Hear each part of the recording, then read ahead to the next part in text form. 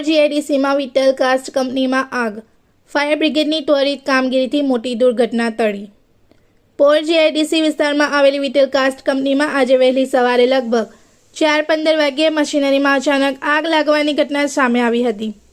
ઘટનાની જાણ થતાં જ કંપનીના કર્મચારીઓએ તરત જ ફાયર બ્રિગેડને સૂચના આપી હતી।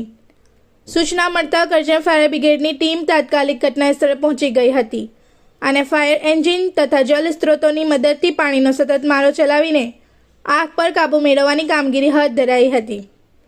લગભગ 2 કલાકની જહેમત બાદ આગને સંપૂર્ણપણે કાબૂમાં લેવામાં સફળતા મળી હતી। સદનસીબે આ ઘટનામાં કોઈપણ પ્રકારની જાનહાનિ કે ઈજા થવાની ઘટના બની નથી। કંપનીના તમામ કર્મચારીઓ તથા આસપાસના લોકો સુરક્ષિત હોવાનું જાણવા મળ્યું છે।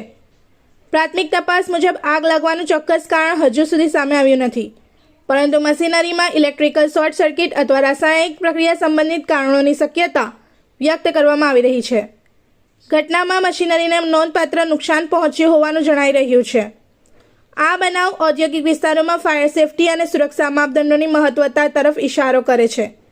કરજણ ફાયર બ્રિગેડના અધિકારીઓએ જણાવ્યું હતું કે જીઆઈડીસી વિસ્તારોમાં નિયમિત ફાયર ડ્રીલ અને સુરક્ષા ઓડિટને વધુ कड़क बनावामा आवशे। रिपोर्टर तस्लीम पीरावाला। इस वीडियो को लाइक करें, हमारे चैनल को सब्सक्राइब कर बेल आइकन जरूर प्रेस करें हमारी न्यू वीडियो सबसे पहले देखने के लिए।